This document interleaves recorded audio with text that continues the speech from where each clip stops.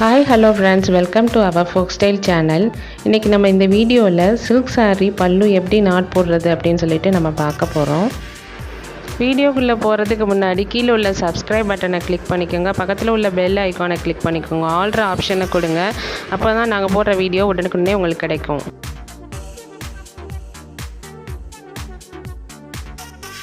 Friends, நான் இந்த silk sari தான் எடுத்து வச்சுருக்கேன். இந்த சில்க் சாரியை பாருங்கள். இதோடைய பார்டர் ரொம்ப சின்னதாக இருக்கும். பெரிய பார்டர் இருந்தால் அந்த பல்லு போடுறது கொஞ்சம் கஷ்டமாக இருக்கும். ஸோ நீங்கள் பிகினர்ஸாக இருப்பீங்க. அதனால் சின்ன பார்டர் உள்ள சில்க் சாரியில் நான் உங்களுக்கு சொல்லி காட்டுறேன். இந்த சில்க் சாரியை பாருங்கள். இந்த சில்க் சாரியை பற்றி நான் சின்ன விஷயங்கள், எனக்கு தெரிஞ்ச சின்ன விஷயங்கள் சில்க் சாரியை பற்றி நான் உங்களுக்கு சொல்கிறேன். சில்க் சாரீ பிடிக்காதவங்க யாருமே இருக்க மாட்டாங்க. ஏன்னா பட்டுப்புடவைக்கு தனி மதிப்பும் மரியாதையும் இருக்குது. பெண்களுக்கு எல்லா வித ஆடையும் அழகு தாங்க. ஆனால் பட்டுப்புடவை அணியும் போது அது அழகே ரொம்ப தனி சிறப்பு தாங்க. அப்படிப்பட்ட பட்டுப்புடவை எப்படி உருவாகிறதுன்னு எல்லா பெண்களுக்கும் கட்டாயம் தெரிஞ்சிருக்கணுங்க. வாங்க எப்படி பல்லு போடுறது அப்படின்னு பார்த்துட்டே நம்ம பேசலாம். பாருங்கள், இந்த ஜரியை பாருங்கள். இந்த ஜரி நுனியில் நம்ம எடுத்துக்கணும். நான் இதுக்கு முன்னாடியே கொஞ்சம் நூல் எடுத்து வச்சுருக்கேன். ஏன்னா உங்களுக்கு ஈஸியாக புரிகிறதுக்காக நான் எடுத்து வச்சுருக்கேன். இந்த ஜரி நுனியில் ஒரு நூல் எடுத்து வச்சுக்கணும். அந்த ஒவ்வொரு நூலையும் பிரிக்கும் போது வந்துகிட்டே இருக்குங்க. நம்மளுக்கு ஈஸியாக இதை மேக் பண்ணுறதுக்காக நம்ம என்ன செய்யணும்னா, நம்ம ஒரு கூர்மையான நுனி உள்ள, நான் ஒரு சீப்பு எடுத்திருக்கேன். கூர்மையான நுனி உள்ள சீப்பு. அதில் அந்த நூலை பிரிக்கலை இது வந்துகிட்டே இருக்கும்.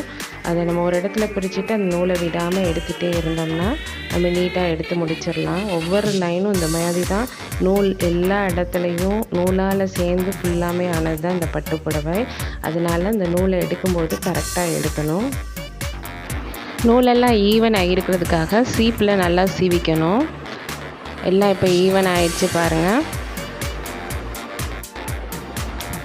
இப்போ எல்லாம் நம்ம சர்வே பண்ணியாச்சு. இந்த ஜரிகைகளை பாருங்கள்.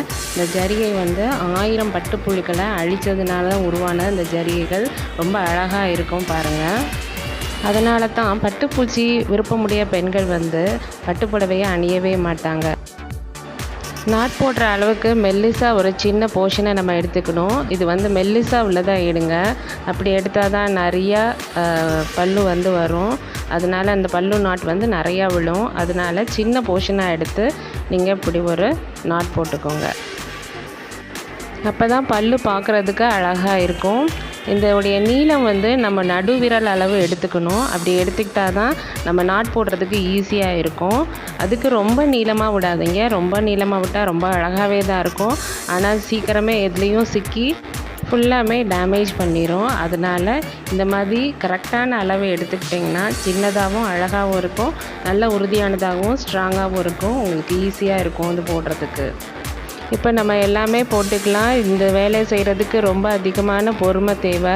கட்டாயமாக பட்டுப்புடவை அணிகிறவங்க எல்லாருமே ஒரு முறையாவது இதை நீங்கள் நாட் போட ட்ரை பண்ணி பாருங்கள். அப்போ தான் அதோடைய கஷ்டம் உங்களுக்கு தெரியும். கடைகளில் போய் வாங்கிட்டு ஏன் இவ்வளோ நாட் போடுறதுக்கு லேட் பண்ணுறீங்க அப்படின்னு சொல்லிட்டு நம்ம வெயிட் பண்ணாமல் ரொம்ப பொறுமை இல்லாமல் இருப்போம். எவ்வளவோ கை தேர்ந்தவங்களாக இருந்தால் கூட இந்த வேலையை செய்கிறதுக்கு அவங்க ரொம்ப டைம் எடுக்கும். அவங்க அதை பொறுமையாக தான் செஞ்சால் அது அழகாக இருக்கும். அதனால் நீங்கள் கட்டாயமாக அவங்களுக்காக பொறுமையாக நின்று அந்த பட்டுப்புடவையை பல்லு போடுற வரைக்கும் வெயிட் பண்ணி நீங்கள் வாங்கிட்டு போங்க. இதில் இன்னொரு விஷயம் நம்ம தெரிஞ்சுக்க வேண்டியது என்னென்னா, நெசவு தொழிலை பற்றி இதில் நம்ம தெரிஞ்சுக்கணும். எவ்வளோ ஒரு நூலையும் எடுக்க ஒரு முழு புடவையே நம்ம பிரித்து எடுக்க முடியுதுன்னா, ஒவ்வொரு நூலாக சேர்ந்து ஒரு அழகான புடவையை அவங்க உருவாக்குறாங்க. அவங்களுடைய தொழிலையும் நம்ம தெரிஞ்சுக்கலாம். நம்ம எல்லாத்தையும் இப்போ போட்டுக்கலாம். இப்போ போட்டு முடித்தாச்சு பாருங்கள். இந்த புடவை முழுவதும் புடவதோடைய பார்டர், அப்புறம் அந்த பல்லு நாட்டு எல்லாமே எவ்வளோ அழகாக தெரியுது அப்படின்னு சொல்லிட்டு பாருங்கள். நம்மளே இந்த வேலையை செய்யும்போது இந்த புடவை கட்டையில் நம்மளுக்கு ரொம்ப மனநிறைவாக இருக்கும். பட்டுப்புடவையினுடைய தனி சிறப்பே இது தாங்க. நம்மளுடைய பாரம்பரிய புடவையாய பட்டுப்புடவையை நம்ம கட்டும்போது ரொம்ப அழகாக தெரியும். பட்டுப்புடவை மட்டும்தான் கட்டும் பொழுது புடவைனால் நம்மளுக்கு அழகு கிடைக்கிறது. மற்ற புடவைகள் கட்டும்போது நம்மளால் புடவைக்கு அழகு கிடைக்கும். இந்த வேலையை செய்கிறதுனால நம்மளுக்கு ஒரு பாடிக்கு ஒரு எக்ஸசைஸ் மாதிரி, அது மட்டும் இல்லாமல் நம்மளுடைய கான்சன்ட்ரேஷன் பவர் ரொம்ப அதிகமாகும். அதுவும் இல்லாமல் நம்மளுக்கு ஒரு விஷயத்தை பேஷனேட் ஆக்குறதுக்காக ஒரு அழகுள்ள பொருள்களை செய்கிறது எப்படி அப்படின்னு சொல்லிட்டு நம்ம கண்டுபிடிச்சி வச்சுக்கலாம். இன்னொரு விஷயம் அதில் கண்டிப்பாக சொல்லணும், இது விசிறி மடிப்பு சாரீ. நீங்கள் அந்த விசிறி மடிப்பு சாரீ நிறையா பேர் வச்சுருப்பீங்க. கடையிலேருந்து வாங்கிட்டு வந்து தயவுசெய்து ஒரு முறை பிரித்து பார்த்து அதே மாதிரி நீங்கள் மடித்து பாருங்கள். கண்டிப்பாக உங்களால் முடியாதுங்க. இந்த கடைக்காரவங்களை மட்டுமாலையும் செய்ய முடியும். எத்தனையோ கடைகளில் போய் நம்ம நிறையா புடவைகளை பிரித்து போட்டிருப்போம். அதை பார்த்து அவங்க பொறுமையாக இழக்காமல் அந்த புடவைகளை திருப்பி மடித்து வைப்பாங்க அழகாக. அவங்களுடைய வேலையும் ரெஸ்பெக்ட் பண்ண கற்றுக்கோங்க. வீடியோ பிடிச்சிருந்தால் லைக் பண்ணுங்கள், ஷேர் பண்ணுங்கள், கமெண்ட் பண்ணுங்கள், மறக்காமல் சப்ஸ்கிரைப் பண்ணுங்கள். தேங்க்ஸ் ஃபார் வாட்சிங்.